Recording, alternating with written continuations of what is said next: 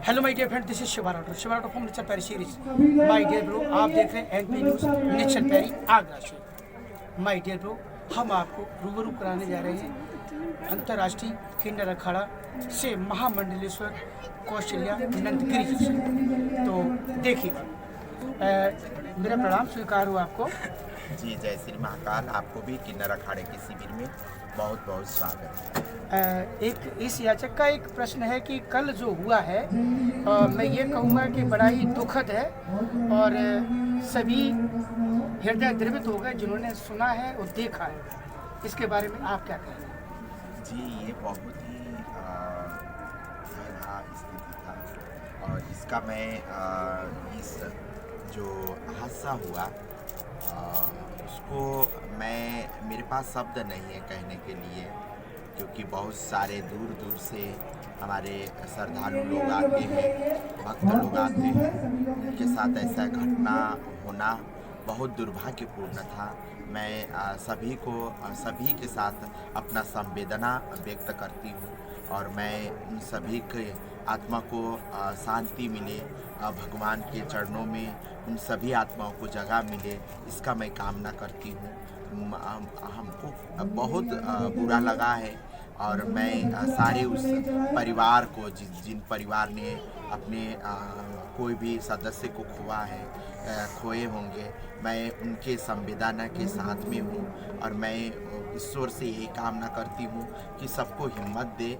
और ये ऐसे बहुत सारे अफवाह भी है, अफवाह में मत जाए, है ना। और हमारे शासन प्रशासन तुरंत ही इस मामला को संज्ञान में लेके इसको हैंडल कर चुके हैं। तो आप सभी को मैं यही कहूँगी कि आप लोग सम्यता बनाए रखें और आप आने वाले श्रद्धालु से यही कहूँगी कि आप लोग बिल्कुल अफवाह में मत जाए।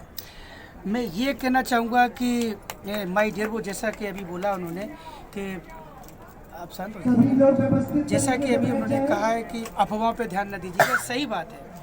कभी कभी अफवाहें एक बहुत बड़ी मुसीबत को जन्म देती हैं और जब भी दुर्घटनाएं होती तो कहीं ना कहीं वो लापरवाही का कारण बनती है। मैं स्वामी जी ये पूछना चाहता हूँ कि इसके लिए आखिर जिम्मेदार कौन होगा?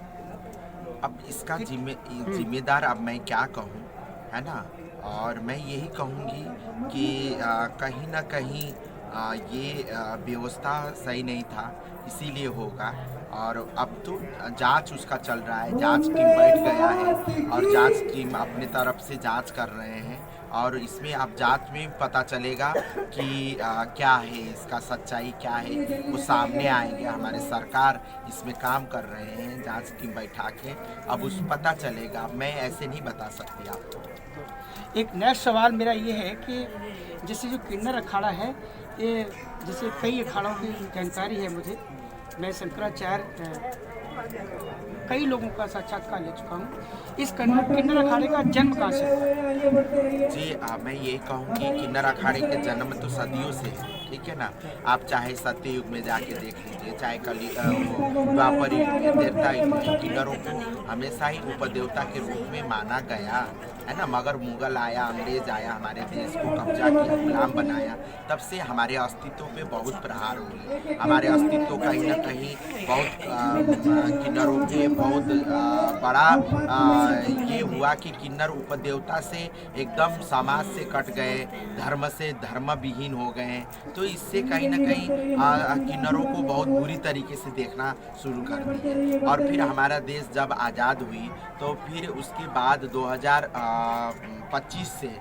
2014 से किन्नरों को देश आज़ाद होने का 70 साल बाद 2014 में हम लोग का सुप्रीम कोर्ट से नालसा जजमेंट पारित हुआ, तब जाके हम लोग को मौलिक अधिकार मिला। और फिर जब किन्नर अखाड़ा हम लोग ने बनाया कि किन्नरों के खोए हुए गरिमा को स्थापित करने के लिए हमारे जो हम लोग का उपदेवता के रूप में पूछते थे, उस चीज़ को स्थापित करने के लिए किन्नर अखाड़ा बनाया।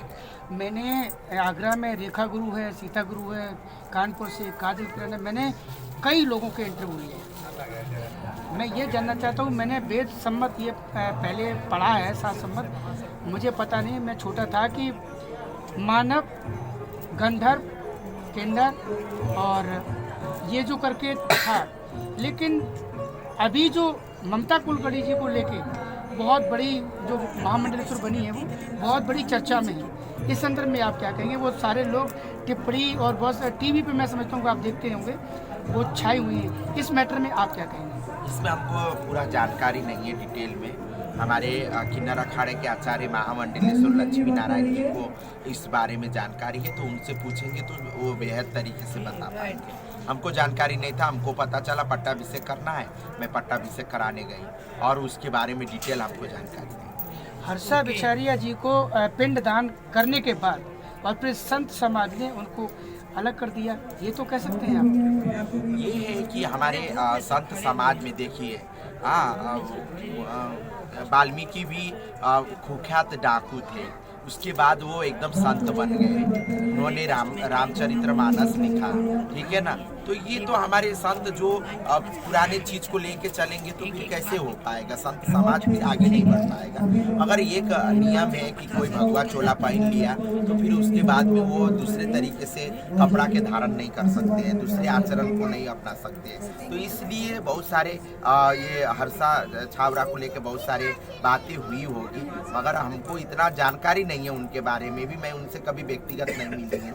तो मैं इस तरीके से मैं किसी के कहे में किसी की सुने हुए बातें को हम कैसे स्पष्ट कर सकते हैं। तो मुझको जितना जानकारी है हमारे संत समाज में तो सारे लोग हैं, ठीक है ना, और सारे को जगह है हमारे संत में, तो सभी को जगह मिलना चाहिए। माय डियर ब्रो, जैसा कि अभी देखा, नाम जैसा है, भगवान राम की माँ कौशल्या थी, जैसा नाम इनका कौशल्या है, प्रवचन भी उन्होंने शिवा राजपूती के सवालों का जवाब भी उसी हिसाब से दिया। जय हिंद, जय पैरी, all of you my dear friends.